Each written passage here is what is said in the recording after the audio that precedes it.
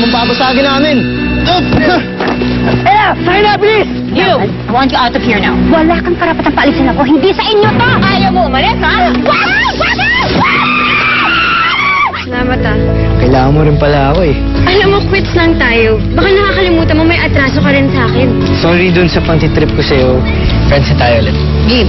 Aling Adela, yung anak niyo, si Aurora, nasa ospital. Hindi siya na-aksidente, Ella. Sabi sa akin ni Teding, kagagawan daw ito ni Senyorita Giselle. Yung mommy ni Prince. May nasaktan na. Ayoko lang maulit pa. Kaya kahit sino sa inyo, walang magsasalita tungkol sa nangyari. Wala. Wala saan mo tayo kukuha ng panggastos dito. Kaya one, Diyos, makakagawa ko ng paraan.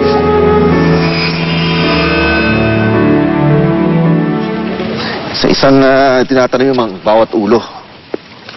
Wala ba talaga mga makinang pwedeng magamit para tanim itong mga to? Ha? Wala. Talagang dekamay ang pagtatanim ng pinya. Kailangan lang talaga konting tiyaga, konting hirap. Pero sulit naman eh. Dahil sa loob ng 18 months, ito palang lupa na nakikita mo na to. Nasa 300 to 500,000, depende sa merkado. Sa bagay, may mga bagay lang talaga sa buhay na sadyang pinaghihirapan. Walang shortcut, no, Sir Eric? Oo, wala. Kung hindi, wala kang aanihin. Sir Eric! Tama. Ano sa'yo? Sir Eric, nabalitaan ko po yung nangyari sa factory. Wala akong gusto magkwento. Nakinig ako, nalaman ko rin. Lakas mo talaga sa mga chismis, no? Hey! You better shut your mouth! This is important! Ano? Sir Eric, si Aurora. Nasunog po si Aurora. Nabuhusan na kumukulong mantika.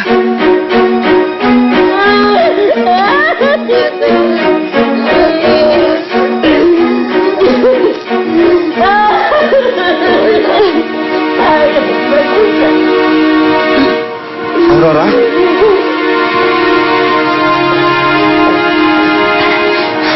Ang ginagawa mo dito? Kamustahin lang kita. Ano kamusta? Mukha ba ako maayos? Tingnan mo nga ako. Masakit ang binti ko, masakit ang braso ko, hindi ako makilos. Hindi ako makakapagtrabaho at alam kong mababaon kami sa utang dahil sa asawa mo. Siyempre ka nagawad sa akin ito. Ano po ginawa ko? Nananahimik ako. Kahit nagtatrabaho ako, gusto ko lang kumita ng konti sa pagtitinda ko. Bakit kailangan niya gawin sa akin to? Aurora, I'm sorry. Hindi ko kailangan ng sorry mo. At lalong hindi kita kailangan makita. Umalis ka na. Lumabas ka. Ella, palabasin mo yan. Palabasin mo yan. Aurora. Umalis na po kayo.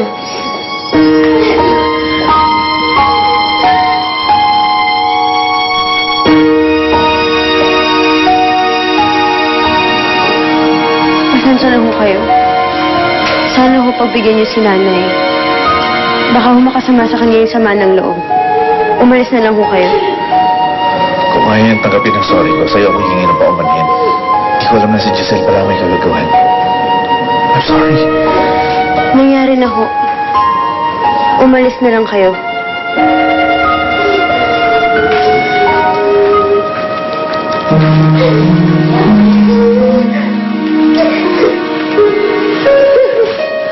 Nay. Eric. Ay, Adela. Ngayon ko lang nalaman ng mga nangyari. Ito. Napapadala pa ako. Alam kong kulang ito. Kung kailangan malaman ni Aurora, gusto kong makatulong. Please, tanggapin niyo ko.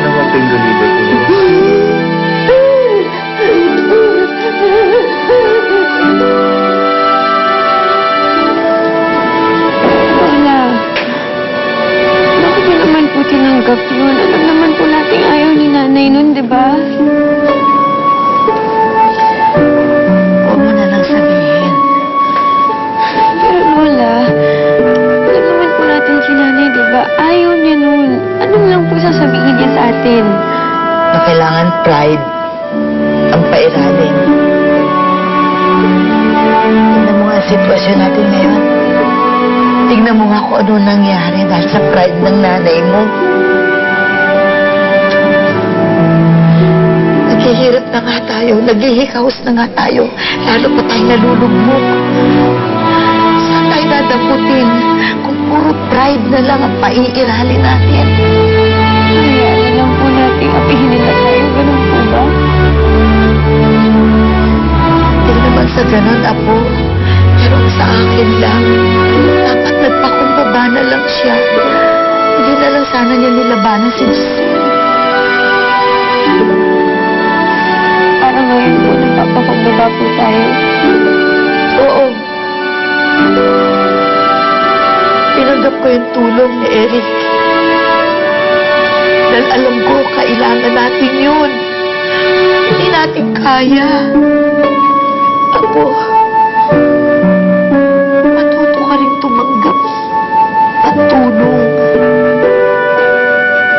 Dapat matuto ka rin magpakumbaba at tanggapin mo na hindi lahat ng problema kaya mo. Na kailangan aminin mo sa sarili mo, mahina ka rin. At kailangan mo ng mas malakas na masasandalan.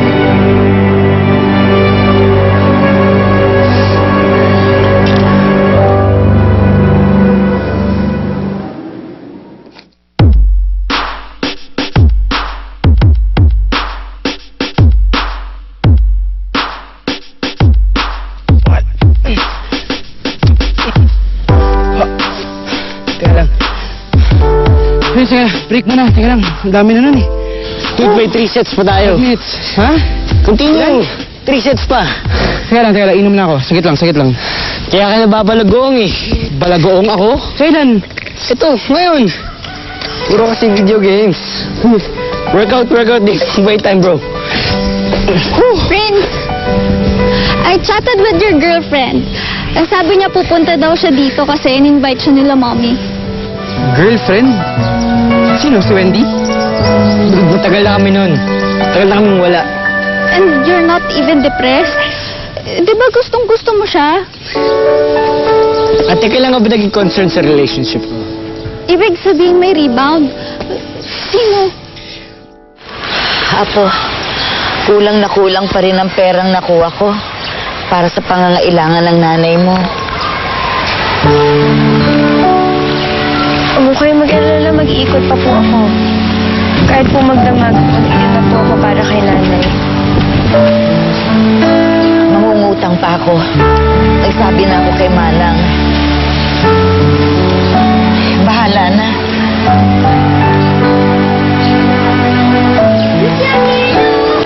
Atela! Atela! Ano na lang po itong alkansya namin?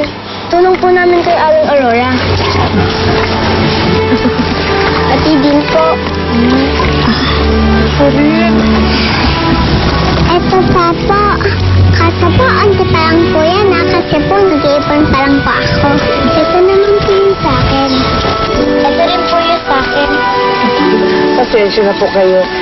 Kanina pa sila excited yung ang mga tulong nila. Aling Abela, tanggapin na rin po yung tulong ko. Salamat. At kung may kailangan pa si Aurora paglabas niya ng check-up, hindi nila sa akin. Salamat sa inyo. Salamat. Adela, makipagpalit nga pala si Lucing sa inyo sa paluwagan. Kaya, heto muna ang sweldo niyo. Gamitin mo muna. Aling Adela, nag-ambagan po kami sa pabrika, kaya tanggapin niyo yan. Salamat sa inyo. Thank you. Salamat. Salamat po. Wala naman yun. Oh, bibili ako ng banana Q, ha? 5 from Junior yan. Salamat po sa inyo.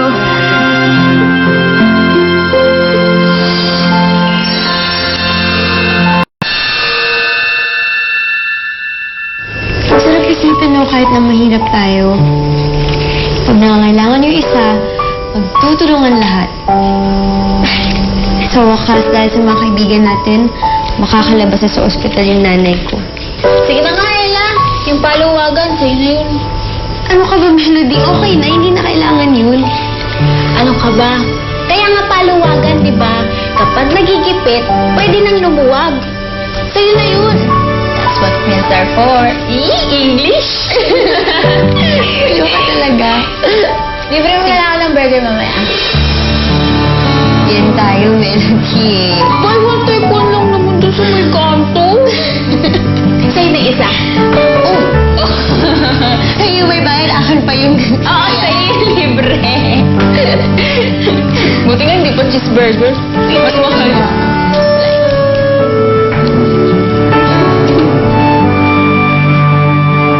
Alam mo, anak, mabait talaga ang Diyos sa atin. Binigyan niya tayo ng mababait na kaibigan at mga kapitbahay. Tsaka alam mo, ito may ambag-ambag sila, Pati ating mga alkansya nila binigay sa atin. At ako, makakabayad na tayo sa ospital. Nay, kahit mahirap tayo, mayaman tayo sa mga kaibigan. Isa-isa ko silang pasasalamatan paglabas ko dito. Nay, pinagpala rin ho tayo. Mukhang hindi na po nagpapabayad si Doc. Sabi niya rin ho na makakalabas na raw ho kayo dito sa isang araw. At paglabas ko rito, umanda sa akin yung mga pelares na yan. Magbabayad sila sa ginawa nila sa akin.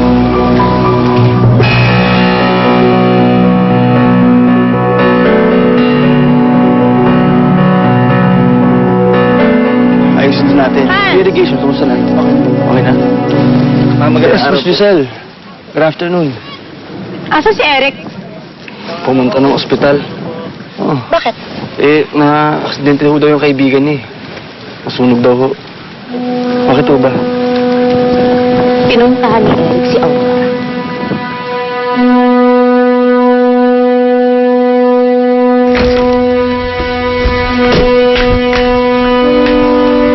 Hi, Ella! Prince, Oh, hindi ka ba magtitinda ngayon? Sayang, samahan pa naman sana. umuwi ka na. Saan ka pupunta? Ba't nakabag ka? Prince, umalis ka na. Hindi tayo pwede maging magkaibigan, kaya umalis ka na. Oh, teka. Akala ko okay na tayo. Akala ko magkaibigan na tayo Hindi ulit. pwede. Hindi pwede. Ha?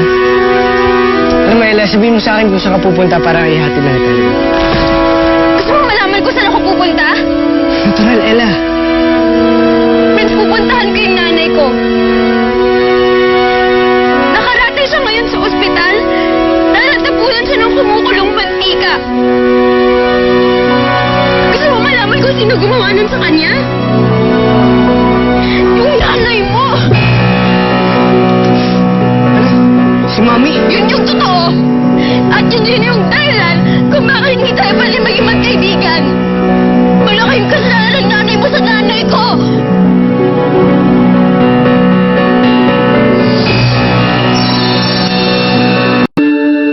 Hindi mo ba ako naiintindihan? Uulitin ko, hindi tayo pwede maging magkaibigan. Umalis ka na! Bakit hindi? Ella, simula bata magkaibigan na tayo. Bakit hindi tayo pwede maging magkaibigan, ha? Dahil magkaaway yung magulang natin. Sinaktan ng nanay mo yung nanay ko! Ella, hindi mo kilala si Mami. Si Mami mabait. Oh, stricta, seryoso. Pero hindi siya makakasakit ng tao. Hindi niya kaya yun, Ella. Prince, nanay mo siya, kaya mo siya ipagtatanggol! Paano yung nanay ko? Ipagtatanggol ko yung nanay ko, Prince! Hindi tayo magkakasundo dito at walang patutunguhan ito pinag-uusapan natin. Kaya umalis ka na!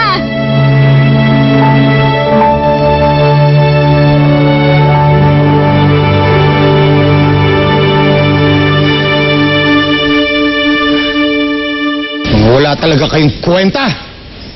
Ayoko nang mauulit yun, ha? Guard, tandaan mo ang mukha ng dalawang ito. At huwag mo nang papapasukin dito. Opo, senyor. Ayoko nang makita ang mukha ng mga yan. Sige na! Senyor, tara. Sige na. Sir.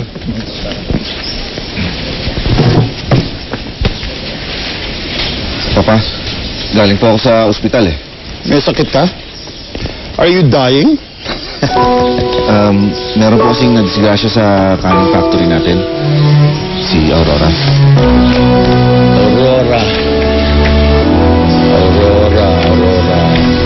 Oh, yun yung nagtitinda ng turon, di ba? Oh, narinig ko nga eh. Nabanlian daw ng mantika sa factory namin. Si Giselle po kasi may gawa nun eh. You're unbelievable, Eric. There are always two sides to a story. Tapos yung Aurorang yun ang kakampihan mo at hindi asawa mo. Papa, anyway, gusto ko lang po sanang hilingin na dahil kakailanganin po nila ng panggasto sa ospital, eh baka pwedeng balik po natin yung lupang ipinamana sa kanila para may panggasto sila. Anong lupa? Yung pong ipinamana ni Tio Adolfo.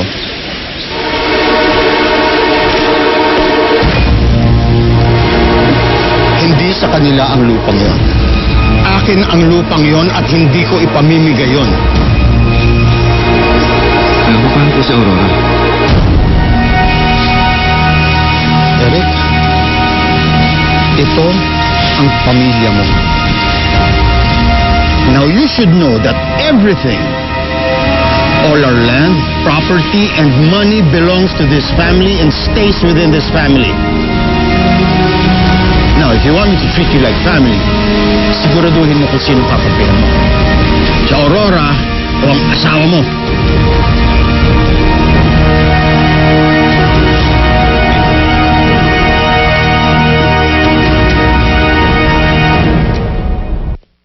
Salbahe talaga yung mga pilais na yan.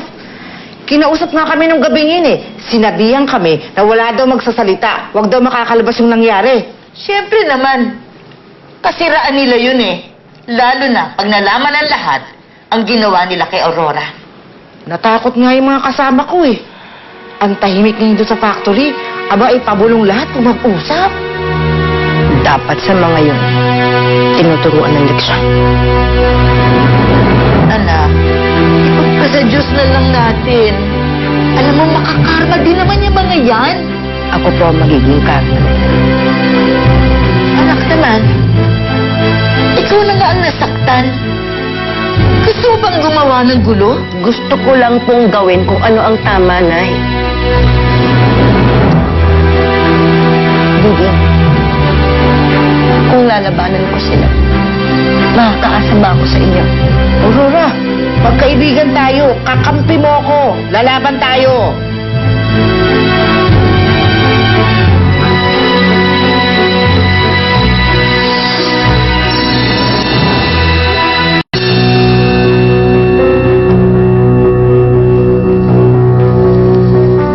Nasaan ang mama? Pinuntahan po yata kayo sa farm.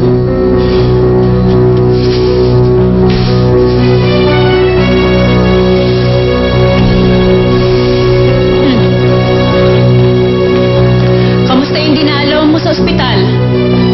Nakakalakad na ba? Hindi ka nakakatawa, Giselle, ha? Hindi mo na ako nagpapatawa. Giselle, grabe ang ginawa mo. Eric, aksidente yun. Kung meron mang may kasalanan dito, si Aurora yun dahil hindi siya marunong makinig parang ikaw. Ang linaw-linaw ng utos ko sa'yo, huwag mo siyang tutulungan. Pero ano, pinuntahan mo pa rin. Kinig. So, ano gagawin mo sa akin ngayon? Ha? Bubuhusan mo rin ako ng kumukulong mantika? Ha? Eric! Ay, tapos. Eric, you! Do not walk out on me! Huwag mo nang ituloy yung plano mo. Lalo lang gugulo. Hahayaan ko siyang makalusot sa ginawa niya sa lagim. Tingnan niyo nga ako, Nay. Yung binti ko, yung braso ko. Nasunog ang balat ko, Nay. Ang sakit. Hindi lang sa katawan. Tago sa puso. Sa kaluluwa. Anak, ipagpasa Diyos na lang natin. Mananagot siya sa Diyos. Mananagot siya sa batas. Nay?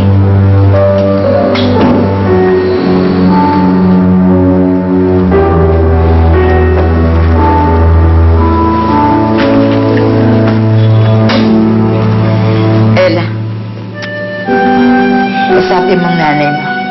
Sabihin mo sa kanya, magpakumbaba na lang siya. Magpapakumbaba ako. Paano nga? Bagsak na ako. Wala na akong iba pa. Bakit ano mo bang balak niyo? Magdedemanda tayo.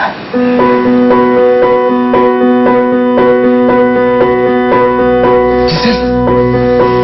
Hindi ko na kaya ito. Hindi ko na kinakaya ito! O ano ngayon? Hihiwalayin mo ako? Sige nga! Tignan natin kung saan ka pupulutin. Tignan lang natin kung makita pa yung mga anak mo. I am your wife. Na-aksidente si Aurora, but did you even stop to ask me for my side of the story? Oo, nasaktan ko siya. Pero... Totoo nga, sinaktan mo yung mami ni Ella? Prince, Sinaktan mo yung mami ni Ella? how did you come by that story? Kakarinig ko lang. Kakasabi niyo lang po.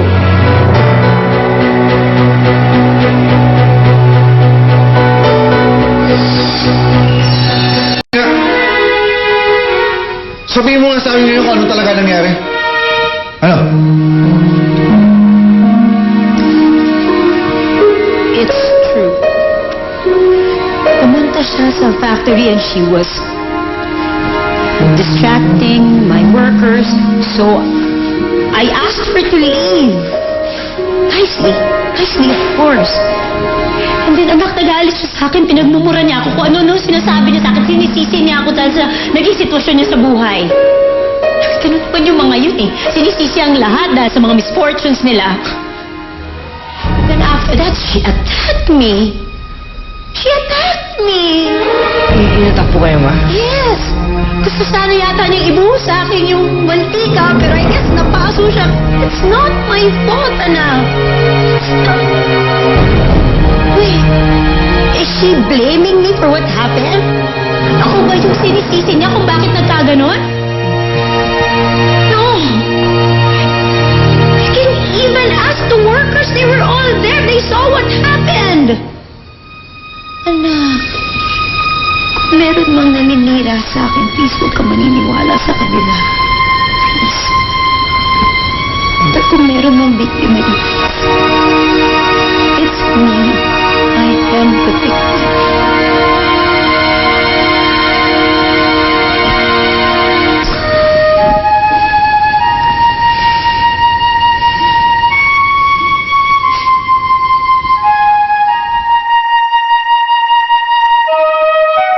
Serious physical injuries ang pwede natin habla sa kanila. Pero, kailangan pa natin ng witness eh. Ako, Torny, mag-witness po ako dahil andun ako nung nangyari yung insidente. Salamat, Ina. Tingin ko may laban tayo. Pero mayaman sila. Maraming koneksyon. May impluensya. Kahit pa, tayo pa rin ang nasa tama. Nay, basta ho kahit ano hong mangyari, susuportahan ko po kayo.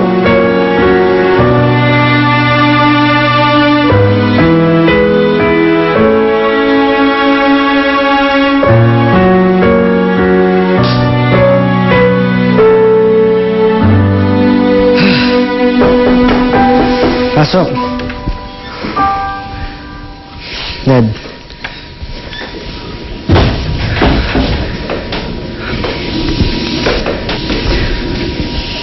Nagdad yun si Mami. Hindi ko alam yung gagawin ko eh. Kaibigan ko po kasi si Ella eh. Tapos kaaway ni Mami yung Mami niya.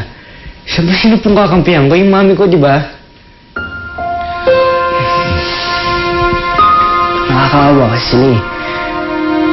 Si Ella yung Mami niya. Dad, mali ba ako? Hindi ka mali, Prince. Alam mo, importante ang awa. Lalo-lalo na sa mga taong medyo kapos sa pangangailangan. Katulad nila Ella. Pero kung aksidente po yung nangyari, tapos yung Mami ni Ella yung nagsimula. Dad, di ba meron tayong pwedeng gawin? Di ba? Gusto mong tumulong.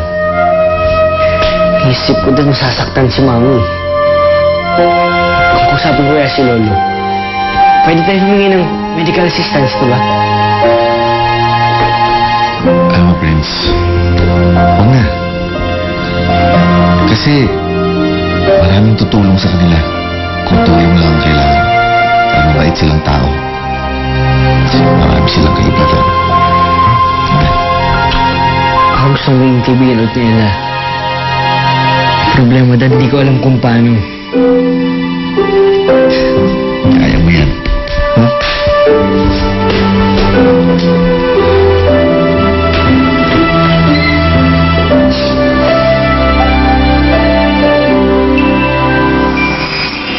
This has got to be a joke. Kung gusto niya ng demandahan, sige, magdemandahan ka. Baka round 1 pa lang. Sa presinto na siya mag-Valentine's Day. Ikaw na lang yung natitirang pag-asa ni na Ella, Prince, para hindi matuloy sa kanila yung demanda. Kakausapin ko si Mami. Balik ko na lang kaya siya sa Maynila kasi maging close siya dun sa gindera na yun. No, Giselle.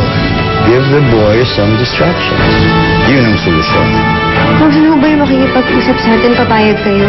Pwede kong kausapin si Prince. Yung anak ni Giselle, magkaibigan ba kayo?